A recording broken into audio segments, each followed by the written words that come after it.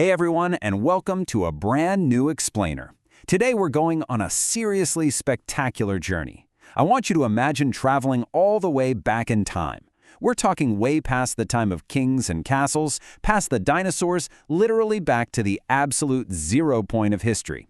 We're going to a time before there was even a single person on the Earth. So, have you ever wondered who the very first friends were? Take a second and just think about that. Imagine a completely brand new world. It's totally quiet, peaceful, and it's just waiting for something, or rather, someone very special. But before you can actually have a friendship, you need a place for those friends to live, to play, and to explore together, right? Section 1. A beautiful garden home. The perfect place for friends. Now, before God made the very first people, He decided to design the absolute perfect home for them.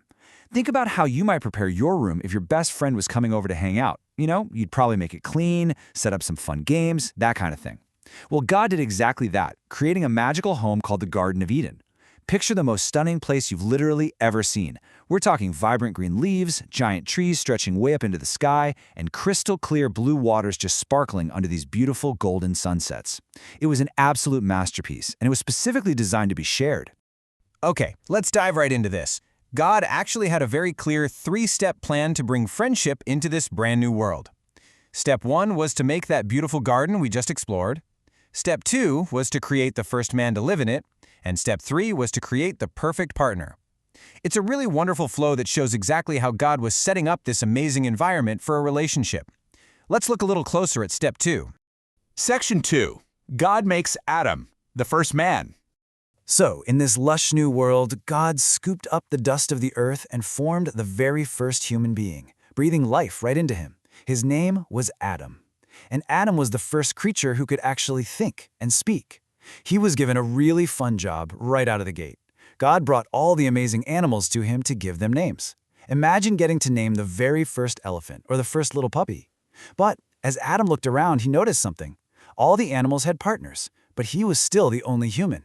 He really needed a friend. And God saw this. God looked at Adam and said, "It is not good for the man to be alone." You see, God cares for us so deeply, and He understands exactly how it feels to be lonely. He knew for sure that this perfect garden wasn't truly complete if Adam didn't have someone to share the whole experience with. Section 3. The perfect partner, Eve. A special gift for Adam. Now, what's really interesting here is how God beautifully solved Adam's loneliness.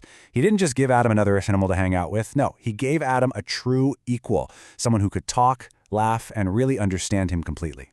God created Eve to be Adam's partner and his absolute best friend. When Adam woke up from a deep sleep and finally saw Eve, imagine his pure joy. Finally, here was someone just like him. Eve was God's wonderful gift of friendship, and together they made up the very first team. Section 4. The very first friendship. Life together in Eden.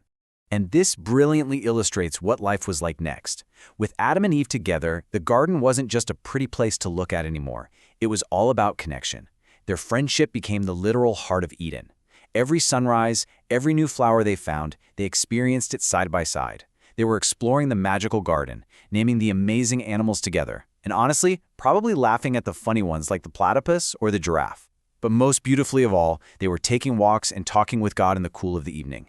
They worked, they played, and they learned everything together. But guys, here is the absolute most incredible part of the whole story. God didn't just make Adam and Eve to be friends with each other. No, God made Adam and Eve to be His friends too. The entire reason God made this vibrant world in the first place, the golden sunsets, the animals, and the people, was for friendship. He wanted a relationship with them. And you know what? He wants a relationship with us too. Section 5. Being a good friend today. It's your turn. All right, so we've just learned all about the very first friends. But remember, this isn't just some story from the past. You are meant to be a great friend right now, today, just like God planned from the very start. So I want to leave you with a really important question to think about. How can you show kindness to a friend today? Maybe it's sharing a favorite toy, saying a really kind word to someone who needs it, or honestly, just being a good listener. God created friendship to be this beautiful, incredible gift. So go out and share that gift with someone today. Thanks so much for joining me on this explainer, and I absolutely cannot wait to explore more amazing stories with you next time.